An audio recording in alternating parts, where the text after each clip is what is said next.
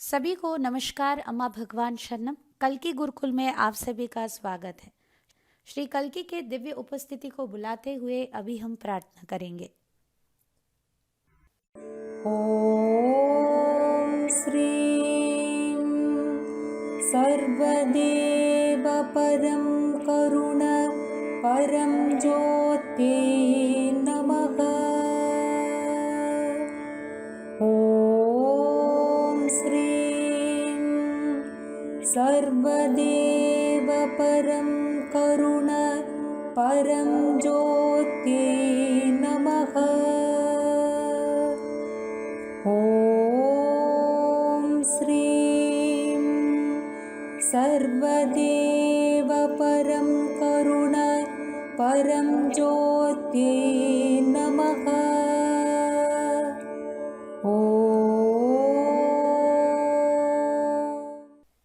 धीरे से आंखें खोलिए। कल्कि धर्म 114 वीडियो में श्री अम्मा भगवान के टीचिंग्स को आज हम हिंदी में सुनेंगे। श्री कल्कि के द्वारा प्रतिदिन भौतिक चमत्कार पूरे विश्व में हो रहे हैं। हम प्रतिदिन ऐसे ही एक चमत्कार प्रस्तुत करते हैं। चमत्कार प्राकृतिक सिद्धांत का विरुद्धाचरण नहीं करते, वो उच्च सिद्धांतों के अनुयायी होते हैं। चमत्कार के उद्देश्य है आपके मन के चंगुल से आपको मुक्त करना। श्री अम्मा भगवान की श्रीमूर्ति से कैसे एक भक्त के घर में कुमकुम प्रत्यक्ष हुआ है, आप यहाँ देख सकते हैं।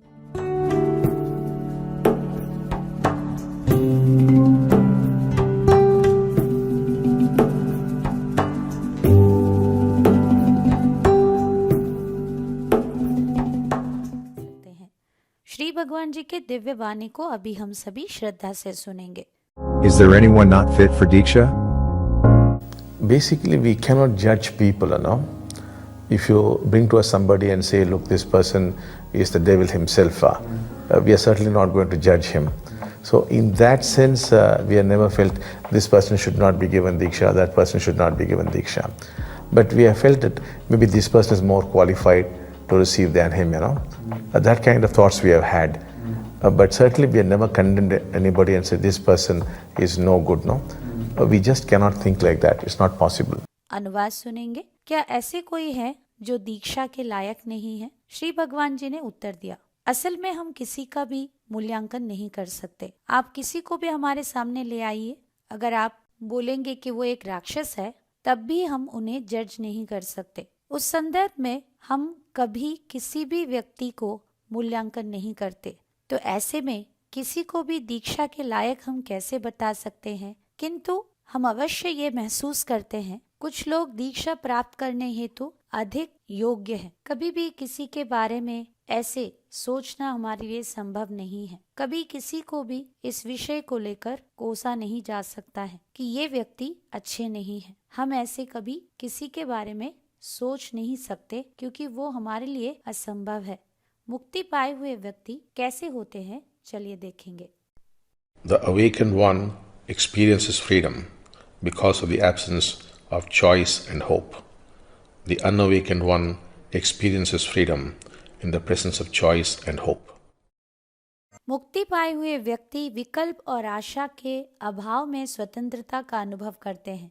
मुक्ति ना पाने की अवस्था में व्यक्ति विकल्प और आशा के साथ स्वतंत्रता को अनुभव करते हैं। जब आपके पास चुनने की एक फ्रीडम होता है, जब आप चयन कर सकते हैं, तब वहाँ पर मन अस्तित्व में आता है। मन जैसे ही आता है तो वहाँ पर स्वाधीनता खत्म हो जाता है और इस मन के चंगुल में आप फंस जाते हैं, इसका गुलाम आप बन जाते हैं। जैसे ही माइंड आपके जीवन को टेक ओवर कर लेता है, एक बड़ा सा गधा जैसे आपके भुजाओं में बैठ गया है। जब आपके मन अनुपस्थित रहता है, जैसे आपके मैं की भाव लुप्त हो जाता है, तो उस व्यक्ति के लिए वहां चुनने के लिए कुछ है ही नहीं, क्योंकि मन ही हमें चुनने की क्षमता देता है और हमें दुविधा में भी डाल देता है। जब मन ही नहीं है तो वहां पर चुनाव भी नहीं रहता है। माइंड बंद होने के कारण व्यक्ति के अंदर पूर्ण स्वाधीनता की आभास होता है, किंतु इस चीज को हम एक धारणा नहीं बना सकते। इस चीज को हम अलग तरीके से समझना नहीं है। ये स्वयं जब आप अनुभव करेंगे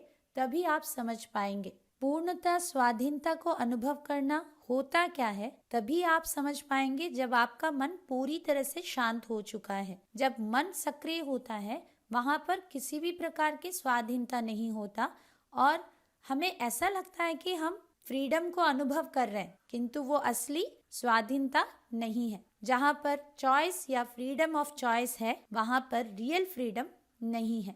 अगला टीचिंग देखते हैं। ज्ञान कभी आध्यात्मिकता का निर्माण नहीं कर सकता, ये आध्यात्मिकता को केवल स्थिर कर सकता है। आपकी आंतरिक दुनिया में क्या चल रहा है इसे जानना ही आध्यात्मिकता है, किंतु ज्ञान हमें हमारे भीतर क्या चल रहा है इसके बारे में सचेत नहीं कर सकता, क्योंकि सचेत होना अपने आप घटित होना है। ज्ञान से हम कुछ चीजों को गहरी रूप से समझ सकते हैं, किंतु हमारे भीतर सचेतनता को जागृत नहीं कर सकते। अगला टीचिंग, स्वीकृति आध्यात्मिकता का आधारशिला है। कुछ सालों के पहले एक नृत्य करने वाले व्यक्ति श्री भगवान से मिले थे। वो अपने प्रोफेशनल लाइफ में और अपने फैमिली लाइफ में बहुत खुश थे। उन्होंने कहा उन्होंने एक विधवा से शादी किया और एक अनाथ आश्रम को भी प्रारंभ किया और वो अपने जीवन में इससे ज्यादा कुछ चाह भी नहीं रहे थे, किंतु उनको उनके गुस्से से समस्या था, क्योंकि वो दूसरों को प्रभावित कर रहा था। अपने कर्म क्षेत्र में भी लोगों को वो गुस्सा करके हर्ट करते थे। उन्होंने श्री भगवान के आशीर्वाद मांगा अपने आप को बदलने के लिए। श्री भगवान जी ने उन्हें कहा, अगर आप अपने बेंज कार के पहिए को निकालकर ट्रैक्टर के पहियों को वहाँ पर डाल देंगे तो क्या होगा, या उसके इंजन को निकालकर आप एक बुलडोजर के इंजन को लगा देंगे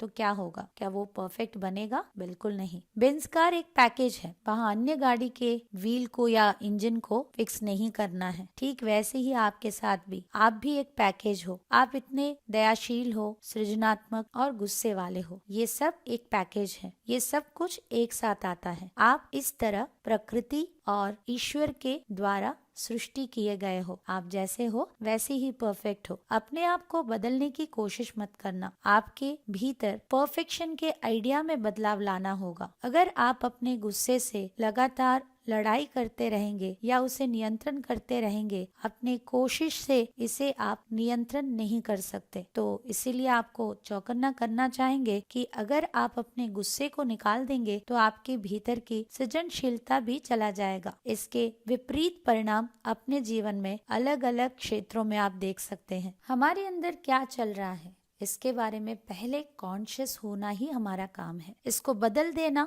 हमारी बस की बात नहीं है। शायद आप सभी ने भी अपने बारे में बहुत सारी चीजों को सोच कर रखा होगा कि ये सारी चीजें मुझे बदल देना होगा। क्या आप अपने गुस्से को, अपने अन्य मनस्कता को, असंवेदनशीलता को, प्रोक्रेस्टिनेशन को, या आप जिस प्रकार से कम्युनिकेट करते हैं या आपके मनोवृत्ति, आपके विचार, इन सभी को आप बदल सकते हैं? श्री भगवान यहाँ पर हमें बता रहे हैं सब कुछ जैसा है वैसे ही ठीक है, किंतु आपको इसके बारे में कॉन्शियस होना होगा और स्वीकारना होगा, क्योंकि स्वीकृति आध्यात्मिकता का आधारशिला है। जब कोई अपने आप से लड़ाई कर रहे हैं वो दयनीय हो जाते हैं। वो अपने आप से कभी तृप्त नहीं हो सकते, शांति या आनंद को अनुभव नहीं कर सकते।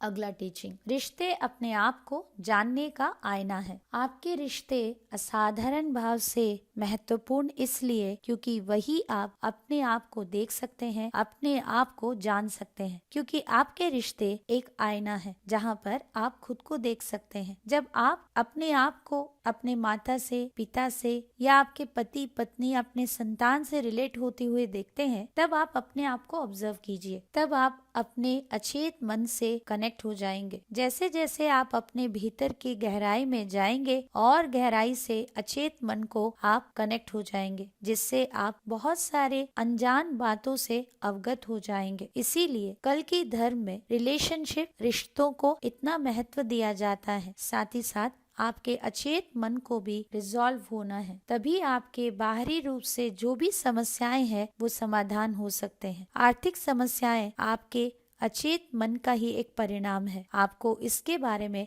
सचेत होना होगा, तभी आपके आर्थिक समस्याएं समाधान होंगे। ठीक वैसे ही आपके रिश्ते में जो भी समस्या है, जैसे पति पत्नी का कोई समस्या चल रहा है या उस रिश्ते में कोई प्रेम नहीं है, वहाँ पर लगातार बहस झगड़ा और एक दूसरे को नियंत्रण करते हुए एक दूसरे को दुख देना अदृश्य होना है, तभी आध्यात्मिक प्रगति संभव है। उनके जीवन में सभी बेहतरीन चीजें तभी होना शुरू होगा, उनका अचेत मन का प्रभाव भी कम होगा। इसीलिए आपको अपने आप को जानना है, अपने आप को देखना है। और आप अपने आप को कैसे देख पाएंगे? जब आप किसी से रिलेट करेंगे तभी आप खुद को जान पाएंगे। यही उत्कृष्ट मार्ग है अपने आप को जानने की। धैर्य नहीं तो उन्नति भी नहीं। सफलता पाना आज के दिन में सबसे आसान है और सबसे कठिन भी। इसके पहले इतिहास में ऐसे कभी नहीं देखा गया। आसान इसलिए है क्योंकि आपको सफलता प्राप्त करने हेतु अनगिनत सुजोग है, मौका है। आप किसी भी क्षेत्र में अपने इच्छा से प्रवेश कर सकते हैं। कठिन इसलिए क्योंकि चारों ओर के ये रंगीन दुनिया आपको बहुत जल्दी डिस्ट्रैक्ट कर सकता है। आप किसी भी एक चीज में टिके रहना मुश्किल होता जा रहा है। आज का मनोरंजन, आज के एडवांसमेंट, इतना कुछ टेक्नोलॉजी, तरह तरह के खाना, तरह तरह के कपड़े, हर चीज में इतना वैरायटी आपको प्राप्त हो रहा है, तो किसी भी चीज में कंसंट्रेट करना और उसमें सफलता पाना मुश्किल होता जा रहा है। आपके जीवन में आप कितना परिमाण में सफलता को प्राप्त करेंगे, उसके अनुपात में आप कितने घंटे एकाग्रता के साथ काम करने की काबिलियत रखते हैं, उसके ऊपर निर्भर करता है। क्योंकि आज की दुनिया में हर कोई बहुत जल्दी डिस्ट्रैक्ट हो सकते हैं। ऐसे समय पर अपने अंदर एक मनोबल को धारण करना, आंतरिक बल को स्थिर करते हुए जो भी कार्य कर रहे हैं उसमें पूरी तरह से मग्न रहना, बिना कोई सुखभोग, विलास या किसी भी प्रकार के प्लेजर के लिए कमजोर ना पड़ते हुए आगे बढ़ने से ही आप सफलता प्राप्त कर सकते हैं। इसीलिए कहा जाता है नो ग्रिट नो गेन। चमत्कार को देखेंगे। This is Jaya Sunny from Chertala, Kerala. We have been experiencing Sri Kalki Amma Bhagwan's immense grace throughout our life. Sri Kalki Amma Bhagwan have guided us onto the path of Atma Sakshatkaram and given us Bhagavad Sakshatkara experience too. We had a strong desire to build 2 houses in our compound and rent these out so that we could have some extra income. But the construction of these came to a halt after reaching the foundation level. We prayed sincerely to Sri Kalki Amma Bhagwan to help us finish the construction immediately and also to find 2 good families who would take up this accommodation on rent. To our surprise, Sri Kalki Amma Bhagwan made this possible within a short time and gave us very good families as tenants. Another gratitude experience I wish to share is how my daughter was saved from her unhappy marriage. Here, we prayed that on completion of her divorce proceedings, she should get all her gold and other belongings back. With Sri Kalki Amma Bhagwan's grace, she got back all her gold and belongings without any problem. For a long time, we wished to buy a new big car. Our Sri Kalki Amma Bhagwan have fulfilled this wish of ours as well and blessed us with a big new car. जय बोलो ऐश्वर्य प्रदाता परम ज्योति कल्की की जय। अनंत कोटि प्रणाम श्री कल्की अम्मा भगवान। जीवन में प्राप्त किए चमत्कारों से हमें कृतज्ञता भाव के साथ सेवा करना चाहिए। कितने सारे चमत्कार हमारे जीवन में हो रहे हैं, उसके अनुपात में हम भी कृतज्ञता व्यक्त कर रहे हैं क्या? परीक्षा कीजिए। आंखें बंद रखते हुए आज आपने जो भी टीचिंग सुना है इन्हें मनन कीजिए। प्रार्थना का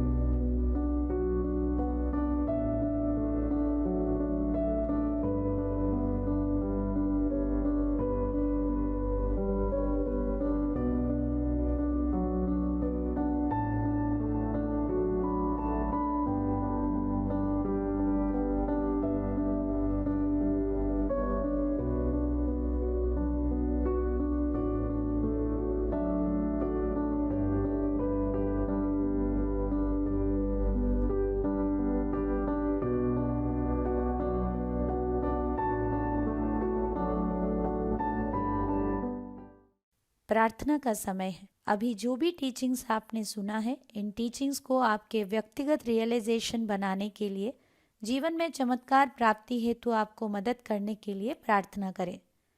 ॐ श्रीं सर्वदेव परं करुण परं ज्योते नमः। ॐ श्रीं सर्वदेव परं करुण परं ज्योते नमः। ॐ श्रीं सर्वदेव परं करुण परं ज्योते नमः।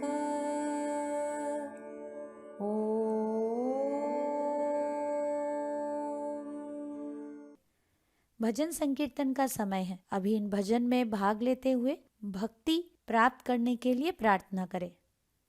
ಓಂಕಾರದಲ್ಲಿ ಕಂಡೆನು ನಾ ಶ್ರೀ ಭಗವತಿ ತಾಯಿಯ ಸಚ್ಚಿದಾನಂದ ಪರಬ್ರಹ್ಮನ ಸತಿ ಶ್ರೀ ಭವಾನಿಯ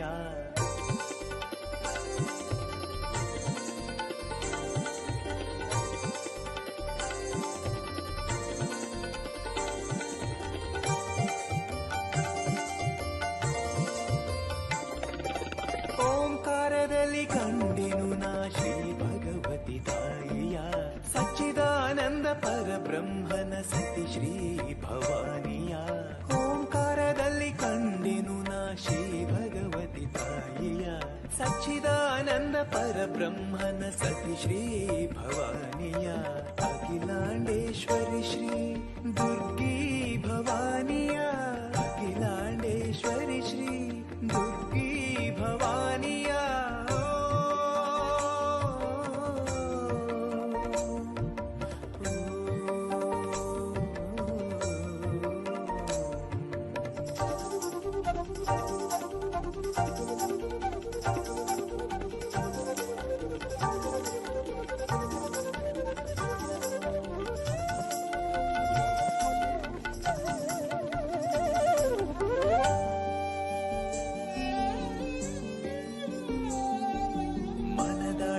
ಆಕಾಶದಲ್ಲಿ ಕಂಗೊಳಿಪ ಕಾಂತಿಯಲ್ಲಿ ಮನದಳದಾಕಾಶದಲ್ಲಿ ಕಂಗೊಳಿಪ ಕಾಂತಿಯಲ್ಲಿ ಬಗೆ ಬಗೆಯ ರಂಗಿನಲ್ಲಿ ಚಿತ್ತದಾಕಾಶದಲ್ಲಿ ನೋಡು ನೋಡುತ್ತಿರುವಂತೆ ಮುಂಜಾವದ ಮೆರಗಿನಂತೆ ನೋಡು ನೋಡುತ್ತಿರುವಂತೆ ಮುಂಜಾವದ ಮೆರಗಿನಂತೆ ಮಸುಕು ಮಂಜಿನ ನಡುವೆ ಕಂಡೆನ ತಾಯಿಯ